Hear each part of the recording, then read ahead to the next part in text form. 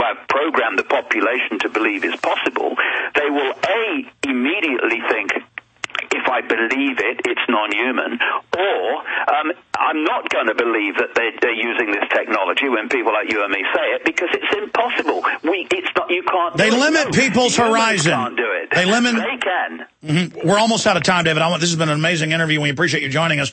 I want to get to some phone calls. Okay. Martina in Iowa, you're on the air. Go ahead. Yes. Go ahead. Yes, I just have a quick point. My son is in the Army Reserves, which worries me. But I heard about this colonel who had written a book about his experience over in Afghanistan or Iraq, whatever. And then the higher-ups, whoever they are, burnt 1,000 of those Yeah, you're books. talking about Anthony Schaefer. We're going to get him back on the show. He's been there. And that just shows more suppression of information. But you obviously don't have a question for David Icke? No, I do. I wanted to know if this is something that is going to, what are they going to burn next? I mean... Well, ma'am, it's insane to join the military because they shoot them up with a bunch of experimental vaccines that have been caught killing the troops in secret testing. They're not just killing Guatemalans. And so you have to understand that. It's a culture of death. And just get your son out as soon as you can. People are like, well, you better support the military. It's not our government. It's not our military. They use the troops like guinea pigs. Supporting the troops means, mindlessly letting them be used up and killed by the globalists. David Icke comments. Thank you, Martinine. Yeah, Albert Einstein had it right when he said the pioneers of a warless world are the youth that refuse military service. What we have to understand is that when you join the military, you're not serving your country. You're not. You're serving the cabal that wishes to destroy your country and enslave your families. That's what you're there for. And you rightly point out, you're also there as in a closed environment, and anyone that wants to experiment in terms of drugs of various kinds to see the effect and all the rest of it, do you want a closed environment? Do you want a group of people that you can observe without too much change? This is why, funnily enough, they use a lot of islands with small populations to do their experiments of various kinds, because, again, you've got an observable population that doesn't change too much. And that's why the military are perfect guinea pigs for this stuff, and that's what you're signing for. You are not there to serve your country. All right, let's go to another call. Serve those who are trying to destroy your country, and that applies to any country in the world. Peggy in Indiana, you're on the air. I like his comment about ancient Sumer, and there's one more fact that I do know about that time that may add some insight. When Sumer was first started, and for hundreds of years after that, they did not feel as he had described the people of Sumer feeling, and then people from that area, down to the present, being sort of not worth anything. They had a different viewpoint. It was more of they had a goddess-centered religion, more so than the later, and it didn't change until they were conquered by one of the steppe peoples. And after that, it was completely different, and then their society slowly died. Do you have any questions for David Icke? Yes, I want him to comment about different types of people having different types of religions. Some peoples can live for, well, I think I've made okay, well, thank you, Peggy. Comments on what she said. I can say this, Alex. This obviously won't go down well with a great number of people. But, when you study religion, whatever religion it is, invariably you find the same blueprint. And that blueprint is us down here, the deity up there. Now, that applies no matter almost what religion you're talking about.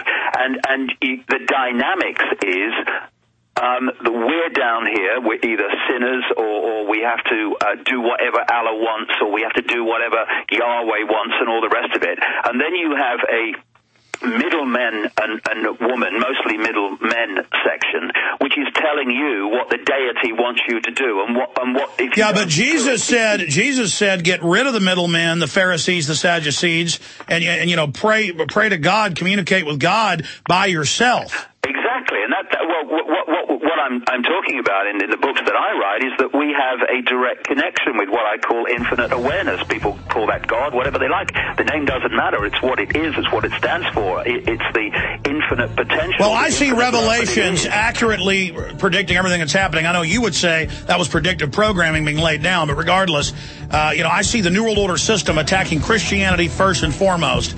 And in my instinct, in my gut, I know it's the truth. But there's the false modern man's Christianity. I have nothing to do with that. We'll be right back with David Icke. More of your calls. Stay with us.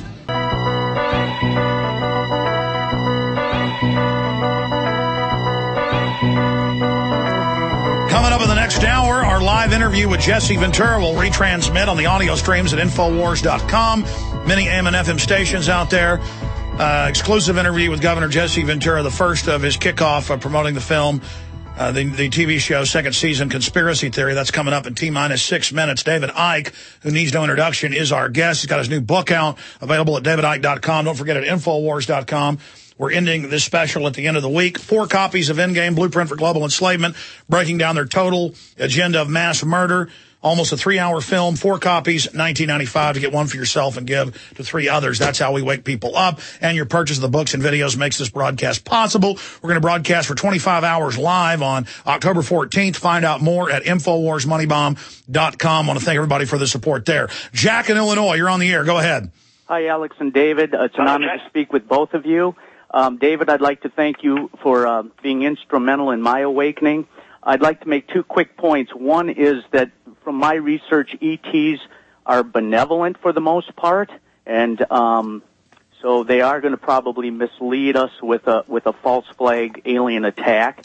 I don't even use the word alien. I use the word ET. I would suggest if you haven't talked to, or mentioned Dr. Stephen Greer at cseti.com, he's an excellent source. All right. The most important thing, David, I would like to have you expand on and talk about the fear and how fear plays into the hands of the dark hat. Okay, thank you. Briefly. Well, I think some are benevolent and some are neutral, and I think there is a force that is extremely negative, and that's the one behind the control system, and that's the one that won't be talking about in their fake disclosure, which will be a load of nonsense to divert attention. In terms of fear, yes, of course, once you're in fear, you give your power away to anyone you think can protect you from what you've been manipulated to fear. The whole system of control is based on fear, and fear equals I have no power. It's just another extreme way of saying that. You have no power, you don't express any power, you're a slave. All right, quickly, Naomi in Hawaii, you're on the air. Go ahead. Hi, I'm calling to see if David Icke will be coming back to Hawaii soon. Well, that's funny, because I've just had an invite, which I've not yet replied to, because it's just crazy here at the moment, and I shall reply, yes, I'd like to. So the answer is almost certainly yes. And funnily enough, Alex, I'm coming to America in 10 days. I'm talking in New York on October 17th in Times Square, Nokia Theater, and then I'm going on the next weekend, October 23rd to San Francisco. And the Nokia Theater is big. I mean, you've gone from 15 years ago talking to groups of 20 to talking to 2,000. Well, the Nokia Theater is almost full in terms of this coming 10 days now, not much more than that. But so if people want to come, they'll have to be quick. And San Francisco is a big theater, too. And it's amazing all over the world now. I've been asked to go to the Ukraine. I'm coming next year to Mexico, and all these different countries I've never been into before. It's going. It's happening, Alex. It's very, very encouraging. Naomi, anything happening on the other side? Naomi, anything else? No, just thank you so much. Thank you, Naomi. I'll see you in Hawaii someday then, maybe. All right. Thank you. I'm sorry the other callers were flat out of time. The Jesse Ventura exclusive interview is coming up in about T-minus 2 or 3 minutes. But, David, you've talked about all these issues, and so much what you talk about I can document. Some of it, I know is from your research. But, I mean, regardless, so much what you talk about is now becoming so mainstream. All I know is the government and the media are hyping that aliens are real. I think they're going to stage something.